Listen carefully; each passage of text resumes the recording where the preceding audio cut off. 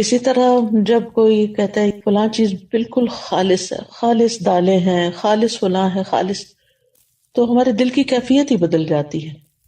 یعنی ہم ہر چیز میں خالص چاہتے ہیں، خلوص چاہتے ہیں، محبت میں بھی خلوص چاہتے ہیں، تعلقات میں بھی خلوص چاہتے ہیں.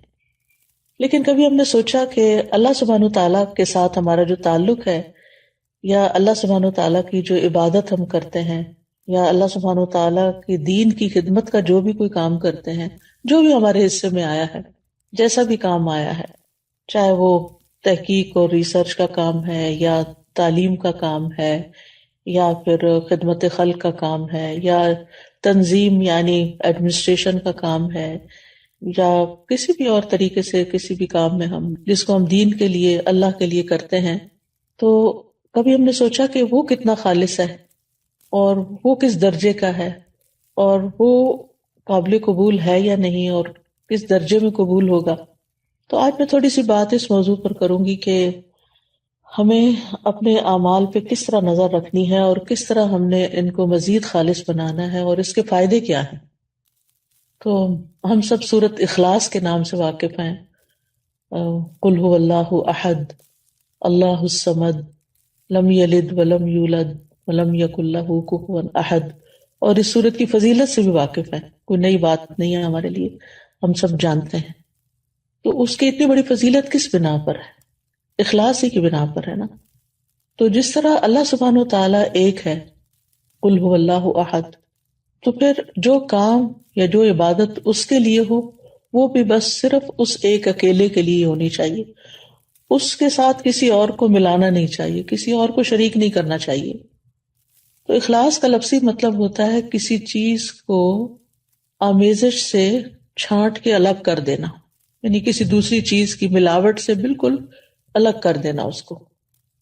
اور لغوی معنی اخلاص کے ہوتے ہیں پاک صاف ہونا اور خالص ہونا. یعنی ہمارا عمل جو ہے، جو ہم اللہ کے لیے کرتے ہیں، وہ ہر طرح کی آمیزش سے بالکل صاف ستھرا ہو، خالص ہو، پیور ہو.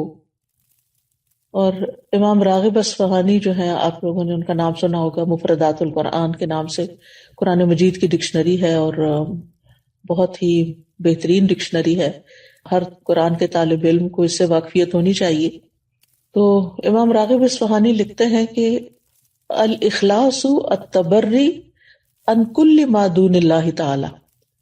اخلاص یہ ہے کہ اللہ کے علاوہ ہر ایک سے دل کو پاک کر لیا جائے. یعنی جب ہم اللہ کے لیے کوئی کام کرتے ہیں تو بس وہ صرف اللہ کے لیے ہو، کسی اور کے لیے نہ ہو. اس کے بارے میں کئی ایک اقوال ہیں، لیکن جیسے عز ابن عبد السلام کا قول ہے، وہ کہتے ہیں کہ اخلاص یہ ہے کہ انسان اطاعت کے کام کو اللہ اکیلے کے لیے خالص کرتے ہوئے انجام دے. کس طرح؟ وہ اس طرح کہ اس عمل کے ذریعے سے لوگوں سے اپنی تعظیم اور توقیر یعنی عزت کا ارادہ نہ کرے. یعنی کوئی اچھا کام کر کے پھر وہ لوگوں سے توقع نہ رکھے کہ اب چونکہ اس نے اچھا کام کر لیا ہے اس لیے سب اس کو عزت دیں. مثال کے طور پر اگر ایک ٹیچر ہے، میں اپنے آپ کو ہی لیتی ہوں کہ مجھے تعلیم دینے کے بعد، پڑھانے کے بعد، سکھانے کے بعد جن کو میں سکھا رہی ہوں ان سے یہ توقع نہیں رکھنی چاہیے کہ اب چونکہ میرا ان پہ احسان ہے لہٰذا یہ اس کا بدلہ کم از کم اس صورت میں تو ضرور دینا کہ یہ مجھے رسپیکٹ دیں. اور اگر وہ رسپیکٹ نہ دیں تو پھر مجھے بہت برا لگے اور میں ڈسہارٹ ہو جاؤں، اور پھر میں اپنا کام چھوڑ دوں اور لوگوں سے بدظن ہو جاؤں، اور پھر ان کے خلاف ادھر ادھر غیبت چغلی شروع کر دوں اور فرسٹریشن کا شکار ہو جاؤں. تو یہ سارا نتیجہ کس بات کا ہے کہ میرے اصل کام میں اخلاص ہی نہیں تھا. تبھی تو میں اس نتیجے پہ پہنچی، اس ہلاکت کے گڑھے میں، کہ فرسٹریشن کا شکار ہوئی. اور اس فرسٹریشن میں پڑھ کے پھر میں نے جس مقصد اور جس نیت اور جس جذبے اور جس بڑے بڑے ارادے کے ساتھ میں نکلی تھی، وہ تو وہیں رہ گیا نا، وہ تو چلا گیا کہیں اور، ختم ہو گیا سب کچھ. پھر وہ کہتے ہیں کہ اور نہ کوئی دینی نفع حاصل کرنے کا مقصد ہو اور نہ کوئی دنیاوی نقصان دور کرنے کا ارادہ ہو. یعنی کچھ بھی اور نہ، ہر چیز ہٹا دی جائے سوائے اس کے کہ اللہ کی رضا سامنے ہو. اسی طرح یہ بھی کہا جاتا ہے کہ اخلاص کا صحیح مفہوم یہ ہے کہ انسان زندگی میں جو بھی عمل کرے اور جس سطح کی اور جس شکل کی بھی عبادت کرے. یعنی عبادت کی مختلف شکلیں ہیں نا، ایک تو نماز روزہ ہے ہی ہماری فارمل عبادت، اور ایک اس کے علاوہ جو ہے وہ جیسے امام ابن تیمیہ نے عبادت کی تعریف کی ہے نا کہ ہر قول اور ہر عمل جو ہے ظاہر ہو یا باطن ہو وہ اللہ کی تعظیم اور محبت کے ساتھ کیا جائے. یعنی جتنے بھی ہمارے ظاہری اعمال ہیں یا باطنی اعمال اگر وہ اللہ کے لیے کیے جا رہے ہیں تو ساری عبادت بن جاتے ہیں، اللہ کے بتائے ہوئے طریقے کے مطابق ہیں، اس کی رضا کے مطابق ہیں. تو بہرحال جتنی بھی عبادت کی شکلیں ہیں تو انسان کا دل اس عبادت اور عمل میں صرف اور صرف اس بات پہ مطمئن ہو کہ میں یہ عبادت صرف اللہ تعالیٰ کی رضا کے لیے کر رہا ہوں. اور اسی طرح انسان اپنے دل کو ہر طرح کے نفسانی، ظاہری، باطنی خواہشات سے پاک کرے، اور اپنی ساری حرکات، سکنات اور ہمارے خیالات اور یہ جتنی بھی چیزیں ہیں ان سب میں صرف اللہ سبحانہ و تعالیٰ کی رضا مقصود ہو. یعنی ہم ایک ہاتھ بھی اٹھائیں، ہمارا مسکرانا بھی، ہمارا دیکھنا بھی، ہمارا چلنا پھرنا، یعنی جو ہی ہمارے ذہن میں یہ خیال آئے کہ فلاں مجھے دیکھ کے کہے گا واہ کیا اسمارٹ ہے، یا کتنی ایکٹیو ہے، یا کتنا، تو فوراً اس طرف سے توجہ ہٹا لی جائے. ایسا شخص لوگوں سے کتنا بے نیاز ہو جاتا ہے نا، لوگوں کی تعریف سے بے نیاز ہو جاتا ہے، لوگوں کی طرف سے پہنچنے والے فائدے کی توقع سے بے نیاز ہو جاتا ہے کہ یہ اس طرح میری قدر کرے گا اور اس طرح مجھے اپریشیٹ کرے گا. یعنی ایسا انسان سارے چنگلوں سے ایک طرح سے آزاد ہو جاتا ہے کیونکہ اس کی نظر صرف اللہ کی رضا پہ لگی ہوئی ہوتی ہے. اللہ سبحانہ وتعالیٰ نے قرآن مجید میں ہمیں حکم بھی دیا ہے سورۃ البینہ میں، وما امروا الا ليعبدوا الله مخلصین له الدین حنفاء ویقیموا الصلاة ویؤتوا الزکاة وذلک دین القیمہ. اور انہیں اس کے سوا حکم نہیں دیا گیا کہ وہ اللہ کی عبادت کریں اس حال میں کہ اس کے لیے دین کو خالص کرنے والے، ایک طرف ہونے والے ہوں، اور نماز قائم کریں اور زکوٰۃ دیں، اور یہی درست دین ہے. وذالک دین القیمہ. اسی طرح اللہ سبحانہ وتعالیٰ صرف اس عمل کو قبول کرتے ہیں جو صرف اس کے لیے ہوتا ہے. نبی صلی اللہ علیہ وسلم فرماتے ہیں کہ اللہ تعالیٰ فرماتا ہے میں بہترین شریک ہوں، پس جس نے کسی کو میرے ساتھ شریک کیا تو وہ عمل اسی شریک کے لیے ہے. یعنی کسی اور کو اگر آپ اس میں شامل کر لیں گے تو وہ عمل اس کا ہو جائے گا، اللہ تعالیٰ کے لیے نہیں ہوگا. اے لوگوں اپنے اعمال کو اللہ کے لیے خالص کرو، کیونکہ اللہ عز و جل اسی عمل کو قبول کرتا ہے جو خالص اسی کے لیے کیا جائے. اب سوال یہ پیدا ہوتا ہے کہ پھر اخلاص کے نتائج کیا ہوں گے، فوائد کیا ہوں گے، ثمرات کیا ہوں گے؟ پہلی بات تو یہ ہے کہ انسان کے اعمال قبول ہوں گے. ہم جو تھک رہے ہیں، محنت کر رہے ہیں، دن رات بھاگ دوڑ میں لگے ہوئے ہیں، ہماری زندگی کا ایک ایک لمحہ جو استعمال ہو رہا ہے، یہ سارا میزان میں ہماری حسنات میں شامل ہو جائے گا. یعنی یہ سب سے بڑا فائدہ ہے، یعنی قبولیت ہو جائے گی. کیونکہ حدیث میں آتا ہے کہ اللہ تعالیٰ صرف اس عمل کو قبول فرماتا ہے جو خالص اس کے لیے کیا جائے اور صرف اس کی رضامندی مقصود ہو. یہ سنن النسائی کی روایت ہے ابو امامہ الباہلی رضی اللہ عنہ سے. دوسرا بڑا فائدہ یہ ہوتا ہے اخلاص کا کہ انسان کو اللہ تعالیٰ کی مدد حاصل ہوتی ہے، اللہ سبحانہ تعالیٰ کی مدد حاصل ہوتی ہے، اور انسان کو ایک مضبوطی حاصل ہوتی ہے، اپنے کام میں جماؤ حاصل ہوتا ہے، ثابت قدمی آتی ہے. یعنی انسان پھر اس کام کو چھوڑتا نہیں. جیسے شروع میں نے کہا نا کہ انسان فرسٹریشن کا شکار نہیں ہوتا کہ میرا نہیں خیال مجھے یہ کام کرنا چاہیے کیونکہ کوئی مجھے نتائج نظر نہیں آ رہے، اس کے کوئی فائدہ نظر نہیں آ رہا. یہ جملے کتنے عام ہیں ہمارے روزمرہ کی گفتگو میں، حتیٰ کہ لوگ یہاں تک کہہ دیتے ہیں ابھی تک میں نے اتنا قرآن پڑھا ہے، دین پڑھا ہے، میرے عمل میں کوئی تبدیلی نہیں آئی تو میرا نہیں خیال کہ مجھے یہ کنٹینیو کرنا چاہیے. بعض اسٹوڈنٹس کہتے ہیں ہمیں یہ کورس کنٹینیو نہیں کرنا چاہیے کیونکہ ہم کچھ زیادہ تو فائدہ حاصل نہیں کر رہے. بھائی ایک ایفرٹ تو لگا رہے ہیں، ایک نیک کام میں ایفرٹ لگا رہے ہیں، اس کا فائدہ آپ کو دنیا میں ہی چاہیے اور لوگوں کو دکھانے کے لیے چاہیے کہ آپ بہت اچھے ہو چکے ہیں. اللہ کے ہاں اگر وہ قبول ہو رہا ہے اور جمع ہو رہا ہے تو وہی سب سے بڑا فائدہ ہے کہ آپ کا وقت فضول کاموں کی بجائے ایک اچھے کام میں استعمال ہو رہا ہے. تو اس طرح یہ ہے کہ انسان کے اندر ایک مضبوطی آتی ہے اور وہ نیک کاموں کو چھوڑتا نہیں ہے. اور جیسے پہلے بھی بات ہوئی کہ قبولیت آتی ہے، اور اللہ سبحانہ وتعالیٰ انما یتقبل اللہ من المتقین، تو جب قبول ہوتا ہے عمل تو پھر مدد بھی آتی ہے اللہ سبحانہ وتعالیٰ کی. اچھا، تیسرا فائدہ کیا ہے؟ تیسرا فائدہ یہ ہے کہ انسان کا دل جو ہوتا ہے وہ بہت سی بیماریوں سے پاک ہو جاتا ہے. دل کے امراض کا علاج ہو جاتا ہے. یہ بالکل ایسے ہی ہے نا جیسے اگر کسی میلے برتن میں آپ صاف پانی ڈالنا شروع کر دیں تو وہ ڈالتے ڈالتے جو اس کا میل کچیل ساری دھل دھلا کے بالکل صاف پانی اس میں جا کے ٹھہر جائے گا.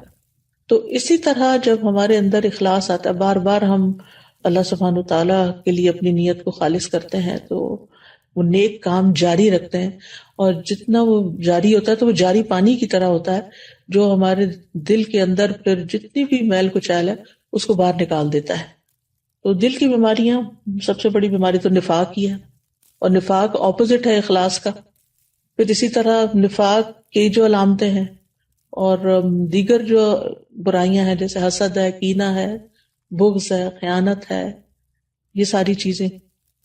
پھر اسی طرح یہ ہے کہ حدیث میں آتا ہے 3 چیزیں ایسی ہیں جن کی وجہ سے ایک مسلمان کا دل دھوکہ نہیں کھا سکتا، یعنی حسد یا کینہ نہیں رکھتا. ایک ہے کہ اللہ کے لیے خالص عمل کرنا، دوسرا ہے مسلمانوں کے ائمہ کے ساتھ خیر خواہی کرنا، یعنی اپنے لیڈرز کے ساتھ خیر خواہی کرنا، اور تیسرا مسلمانوں کی جماعت سے جڑ کے رہنا. بے شک دعا مانگنا ان کی حفاظت کرتا ہے، یعنی مسلمانوں کی دعا جو ہوتی ہے وہ ایک دوسرے کے لیے فائدہ مند ہوتی ہے. وَلُزُومُ جَمَاعَتِهِمْ فَإِنَّ الدَّعْوَةَ تُحِيطُ مِنْ وَرَائِهِمْ. میں دیکھتی ہوں واٹس ایپ کے گروپ میں، جس گروپ میں میں ہوں، کہ کوئی ایک بیمار ہوتا ہے تو سارے کنسرنڈ ہو جاتے ہیں اور ہر ایک دعائیں کرنے لگتا ہے. اور حقیقت ہے کہ ایسے دل پکڑا جاتا ہے. جب میں واٹس ایپ کھولتی ہوں، میں سینئر سٹاف کا جو گروپ ہے اس کا وہ نمبر دیکھتی ہوں کہ کافی میسیجز ہیں، تو میں سوچتی ہوں اللہ خیر کرے. لگتا ہے یا کوئی بیمار ہے یا کوئی فوت ہو گیا ہے یا کوئی، تو یہ اسی صورت میں سب کی دعائیں ملتی ہیں نا جب جڑے ہوئے ہیں. اور اگر جڑے ہوئے ہی نہیں ہیں، آپ اکیلے ہی زندگی بسر کر رہے ہیں، تو بس پھر اکیلے ہی ہیں بہرحال. پھر اسی طرح اخلاص کا چوتھا فائدہ یہ ہے کہ جو دنیاوی عمل بھی جو ہوتے ہیں نا، دنیاوی کام جیسے کھانا پینا ہے، بچے پیدا کرنا ہے، شوہر بیوی کا تعلق ہے، خرید و فروخت ہے، یہ سارے کام بھی اخلاص کی وجہ سے نیک اعمال میں شامل ہو جاتے ہیں. جیسے صحابہ نے نبی صلی اللہ علیہ وسلم سے پوچھا تھا کہ اللہ کے رسول، ہم میں سے اگر کوئی اپنی خواہش پوری کرتا ہے تو کیا اسے اس میں بھی اجر ملتا ہے؟ تو آپ نے فرمایا بتاؤ، اگر وہ خواہش حرام جگہ پوری کرتا ہے تو کیا اس پر گناہ ہوتا؟ تو اسی طرح جب وہ اسے حلال جگہ پوری کرتا ہے تو اس کے لیے اجر ہی اجر ہے. تو اس میں آپ دیکھیں کہ مثلاً آپ والدین کی خدمت کر رہے ہیں، اپنے روزمرہ کے کاموں میں آپ دیکھیں کہ کچھ کام تو آپ خالص دینی کام کر رہے ہوتے ہیں، لیکن بہت سے کام دن بھر میں دنیاوی کام بھی ہمارے روٹین میں شامل ہو جاتے ہیں.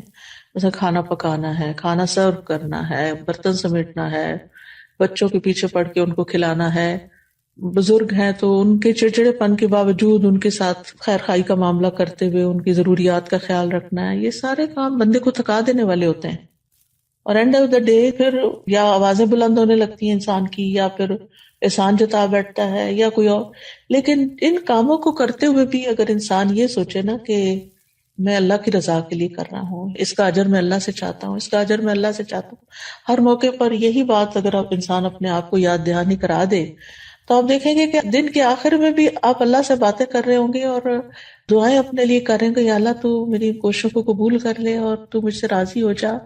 اور نہ آپ اپنے بچوں پہ چیخیں چلائیں گے، نہ آپ اپنے شوہر پہ احسان جتائیں گے، نہ آپ اپنے نوکروں کے اوپر کوئی غصہ کریں گے، کیونکہ ساری چیزیں اللہ ہی کے لیے کر رہے ہیں نا، اللہ ہی کے حکم کے مطابق اللہ ہی کے لیے کر رہے ہیں. اب کھانا کھلانا کتنا نیکی کا کام ہے، گھر کی صفائی کرنا، طہارت اور نظافت اللہ تعالیٰ کو کتنی پسند ہے. ان اللہ یحب التوابین و یحب المتطہرین. اگر اس جذبے کے ساتھ آپ صفائی کرتے ہیں، آپ نہانے میں بعض اوقات یہ ہوتا ہے کہ جیسے میرے جیسے مصروف لوگوں کا یہ ہوتا ہے کہ اچھا اب اس میں وقت لگ جائے گا میرا. جب میں نہانے جاتی ہوں تو میں کہتی ہوں اوہ 10-15 منٹ تو لگ ہی جائیں گے، یہ کیا وقت میرا ضائع ہو جائے گا، اس سے بہتر تھا میں کچھ کر لیتی. تو میں فوراً اپنے آپ کو ایسے موقع پہ یاد دلاتی ہوں کہ ان اللہ یحب التوابین و یحب المتطہرین. تو یعنی اگر نیت یہ ہے میری کہ اس پاکیزگی اور صفائی سے میرا رب مجھ سے محبت کرے تو پھر اس سے اچھا کیا کام ہو سکتا ہے. تو دل کے اندر سے نا وہ جو ایک انگزائٹی اور ایک پریشانی اور ایک تکلیف، وہ کیفیت ختم ہو جاتی ہے انسان کی.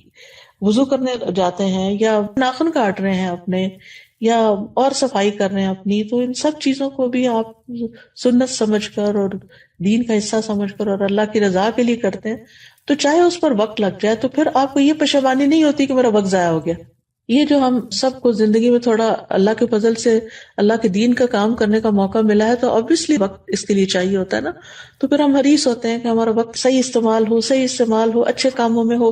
اور ہم کچھ کاموں کو تو اچھے کام کا نام دے دیتے ہیں، اور کچھ کاموں کو سمیت میرے کچھ کاموں کو ہم سمجھتے ہیں کہ یہ تو سیکنڈری قسم کے کام ہے، اور یہ تو ہمارے کام ہی نہیں ہے، یہ تو فضول کام ہے. حالانکہ دنیاوی کام بھی جو ہماری ضروریات پوری کرتے ہیں یا ہم دوسروں کی ضروریات پوری کر رہے ہوتے ہیں، تو ان کاموں کو بھی جب انسان اللہ کے لیے کرتا ہے تو خوشی خوشی کرتا ہے، اطمینان حاصل کرتا ہے. اور پھر اللہ کے لیے کر کے تو جو رضیت باللہ ربا وبالاسلام دینا کی کیفیت انسان کے اندر پیدا ہوتی ہے کہ اللہ میں راضی، تو نے مجھے اس کام کے لیے چنا، تو نے مجھے یہ کام دیا.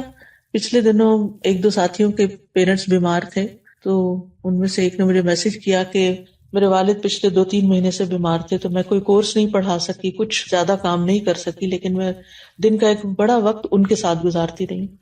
ہم آپ خود سوچیں کہ اب ایک صورتحال یہ ہے کہ انسان فرسٹریشن کا شکار ہو، یہ کیا مصیبت پڑ گئی مجھ پہ، میرا تو دین کا کام چھوٹ گیا، اور میں تو اتنے نیک کام کر رہی تھی اور اتنا صدقہ جاریہ کما رہی تھی اور بڑے بڑے کام کر رہی تھی، اور اب اس مصیبت میں پھنس گئی ہوں، پتہ نہیں کون سے گناہ کی شامت ہے. ایک تو شیطان اس طرح کی باتیں سجھواتا ہے، اور اتنی بڑی نیکی اور اتنی بڑی خیر کے کام کو جو اللہ ہی کی طرف سے زندگی میں آ گیا، انسان اس کو بھلا دیتا ہے، اس میں نیت بھی خراب کرا دیتا ہے، اس میں فرسٹریشن ڈال کے تکلیف میں مبتلا کر دیتا ہے. وہ جیسے حضرت ایوب علیہ السلام نے کہا تھا نا، انی مسنی الشیطان بنصب وعذاب، یعنی شیطان نے مجھے عذاب میں مبتلا کر دیا. ہوتا یہ ہے کہ ایک تو انسان کو مرضی کے خلاف کوئی کام کرنا پڑ جائے تو اس میں انسان کو تکلیف ہوتی ہے، پلس یہ کہ پھر اس کے اوپر شیطانی وسوسے اور جلن اور کڑھن، یہ عذاب سے کم نہیں ہوتا. یہ جو دل کی بے چینی اور پریشانی ہے، یہ ایک عذاب ہے، اور یہ اخلاص سے ہی دور ہوتا ہے کہ جب انسان جو بھی کوئی کام کرے اللہ کی رضا کے لیے کرے، چاہے دین کا ہو یا دنیا کا. ہاں یہ ہے کہ انسان زندگی میں اعتدال رکھے، کچھ وقت اپنے لیے، کچھ اولاد کے لیے، کچھ دوستوں اور رشتہ داروں کے لیے، کچھ گھر کے کام کاج کے لیے، کچھ تعلیم حاصل کرنے کے لیے، کچھ دینے کے لیے.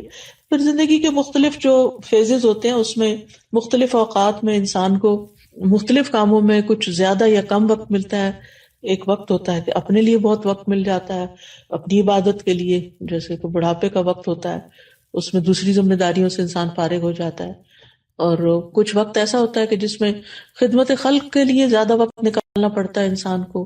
کسی کے والدین بزرگ ہوتے ہیں تو ان کو ٹائم دینا پڑ جاتا ہے، کسی کے حصے میں تعلیم اور تعلم کا کام آ جاتا ہے، اس کی باقی ذمہ داریاں کوئی اور سنبھال لیتا ہے.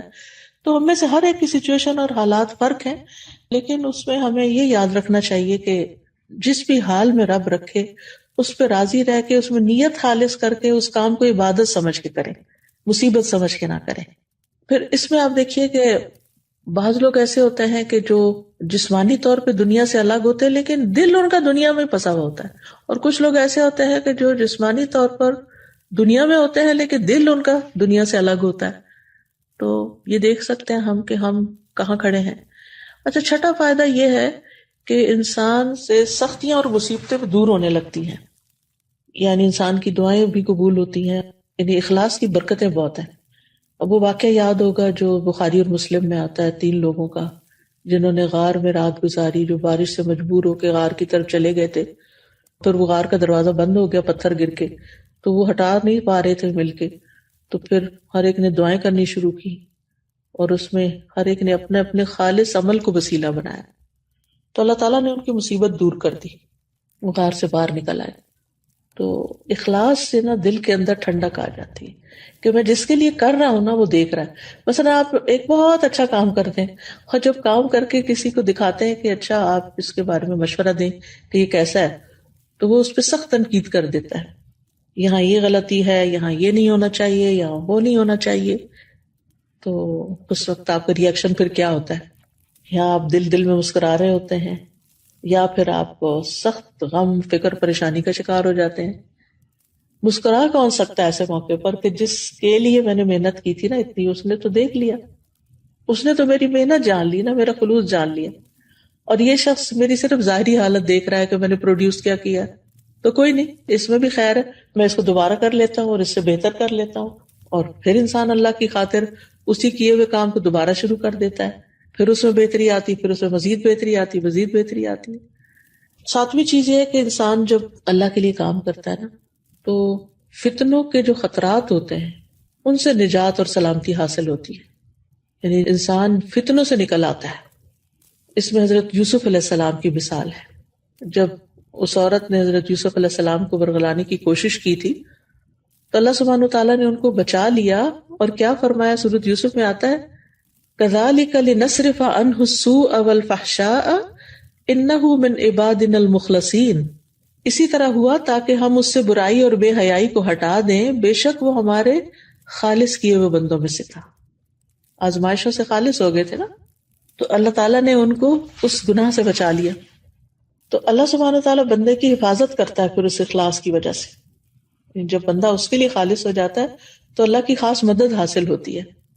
ابن مبارک کہتے ہیں کتنے ہی عمل ایسے ہوتے ہیں جو بالکل معمولی ہوتے ہیں لیکن اچھی نیت سے وہ بہت بڑے ہو جاتے ہیں، اور کتنے ہی عمل ایسے ہیں جو بہت بڑے بڑے ہوتے ہیں لیکن نیت ان کو بالکل حقیر بنا دیتی ہے۔ تو ہمیں یہ دیکھنا چاہیے کہ ہم کہاں کھڑے ہیں۔ پھر اسی طرح 8واں فائدہ یہ ہے کہ انسان کو اس کام پر اجر مل جاتا ہے، چاہے وہ کمزور ہی کیوں نہ ہو اس کا عمل اور چھوٹا ہی کیوں نہ ہو، یعنی اخلاص اور سچی نیت کی وجہ سے کوشش کا اجر مل جاتا ہے۔ اور اگر انسان کوشش بھی نہ کرے، صرف خالص نیت ہی ہو، تو بھی انسان کو وہ اجر مل جاتا ہے۔ جیسے وہ حدیث میں آتا ہے، صحیح مسلم کی حدیث ہے کہ جو شخص سچے دل سے اللہ سے شہادت کا سوال کرے، اللہ اسے شہداء کے مقام تک پہنچا دیتا ہے، چاہے وہ اپنے بستر پر ہی کیوں نہ فوت ہو۔ تو اندازہ لگائیے آپ کہ چاہے انسان اپنے بستر پر ہی کیوں نہ فوت ہو، انسان شہداء کے مرتبے تک پہنچ جاتا ہے۔ اور صرف شہادت ہی نہیں، کسی بھی نیک کام کا، جیسے پیچھے ہم نے بات کی نا کہ حسد دور ہو جاتا ہے، یہ کس طرح حسد دور ہوتا ہے؟ مثلاً آپ کسی کو اچھا سا کوئی کام کرتے دیکھتے ہیں، تو دین والوں کا حسد کیا ہو سکتا ہے کہ کوئی ان کا ساتھی ان سے آگے نکلتا جا رہا ہے، لوگ اس کی بڑی تعریف کرتے ہیں اور اس کو بہت چاہتے ہیں اور اس کو زیادہ محبت دیتے ہیں وغیرہ۔ تو جو دیکھنے والا کہتا ہے کہ یہ سب اس کے ساتھ ہی ہو رہا ہے، میرے ساتھ کیوں نہیں ہو رہا، تو وہ ایک جلن کڑن کا شکار ہو جاتا، ٹھیک ہے نا۔ تو اب جو نیک انسان ہوگا نا، جو مخلص انسان ہوگا، وہ فوراً خود ہی یعنی اپنے اندر ہی سیلف ٹاک کے ذریعے اصلاح کر کے اخلاص کی وجہ سے اس جنگل سے باہر نکل آئے گا، اور وہ کیا سوچے گا کہ مجھے اس سے حسد نہیں کرنا، مجھے اپنے اندر بہتری لانے کی کوشش کرنی ہے، اور مجھے اللہ نے جس کام کے لیے پیدا کیا مجھے اس فیلڈ میں آگے نکلنا ہے۔